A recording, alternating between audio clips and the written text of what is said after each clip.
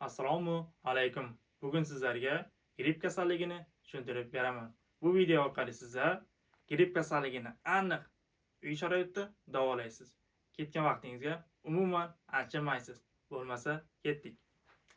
Gripp bu o'tkir virusli respirator kasallik hisoblanadi. Qanday yuzaga keladi bu?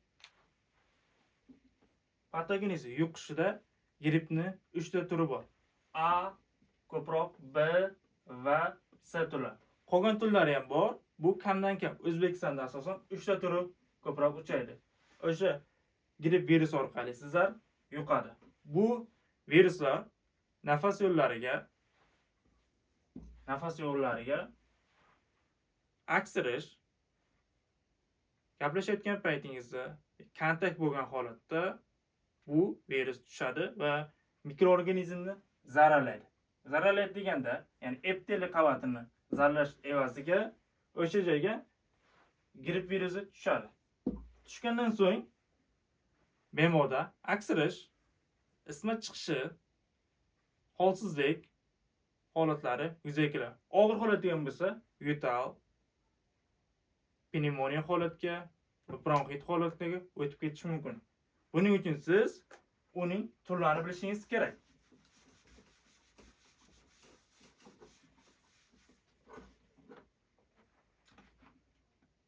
Deganda daraja 1-chi, 2-chi, 3-chi darajalarni olaylik. 1-chi daraja bo'ldimi bemorda aksirish yuzaga keladi. Burun oqish bo'ladi. Aksirish ko'proq bo'ladi. Ya'ni bunda 4, 5, 6 marta bir aksirganda 5 marta. Burunda suv oqish, isitma ko'tarilishi, isitma yuzaga kelyaptimi? Bu yengil daraja. O'rta darajada esa xuddi jarayanlar bo'ladi. Isitma 38-39 gradusgacha chiqadi. Yo'tal bo'ladi, yo'tal qo'shiladi.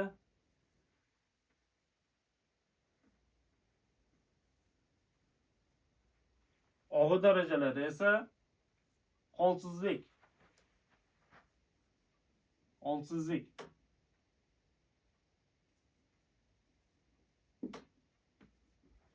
Hol qolmaydi organizmda umuman.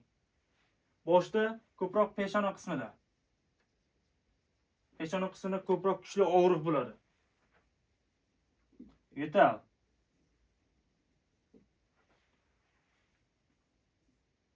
Yo'talganda ko'krak qafasida og'riq. Asorat bilan birga kelgan holatda shular yuzaga keladi. 3-darajasida.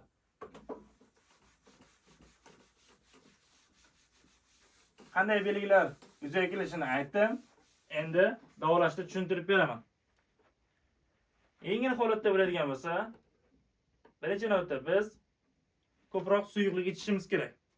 Suyuqlik deganda iliq qaynatilgan suvni siz 1 stakan, 2 stakan ko'proq iste'mol qilishingiz kerak. 3 stakan, 4 stakan organizmda o'sha paytda suyuqlik chiqayotgan bo'ladi. Lablar qurish holatida yuzaga keladi.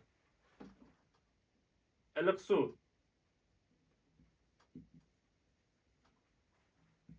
orsa ichasiz. Endi virusga qarshi Tamiflu, ya'ni bu tarkibida oseltamir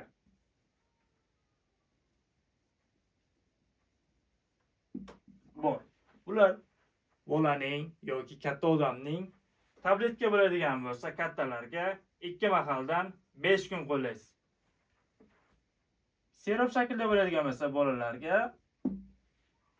siz bolaning yoshiga va vazniga qarab qo'llab ketaverasiz. Bu ham 5 kun qo'llaniladi. Endi undan tashqari isitma bo'lyaptimi? Ibuprofen 2 mahaldan 3 kunga qo'llaysiz va isitma 2 kundan oshdimi? Bunda siz antibiotik qo'llashingiz mumkin. Bularga antibiotiklarga Azithromycin, Azimak, parashok, spenziya shakli bor, sirop shakli bor, undan tashqari tabletka shakllari bor. Buning har bittasini bir mahaldan 3 kun qo'llaysiz. Yoki amoksiklab tabletkalari. Bu ham 2 mahaldan 5 kun qo'llaniladi. Endi agar yo'tal bo'ladigan bo'lsa, yo'tal deganda quruq yo'tal bo'ladigan bo'lsa, Leveksin tabletkasini qo'llaysiz. Leveksin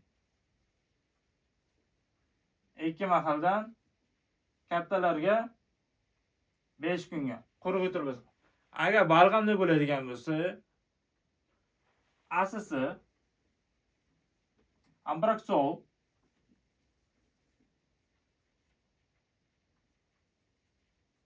tabletkalarni 2 mahaldan 5 kunga qo'llaysiz. Yosh bolada bo'ladigan bo'lsa, bunga sirop shakllarni qo'llashingiz mumkin bo'ladi. Bugungi video orqali sizlarga gripp kasalligini turlarini, darajasini va davolashini tushuntirdim. Bu videolar har bittasi uning individual bemorning holatiga qarab qo'llanadi. Video yoqqan bo'lsa, like bosishni unutmang.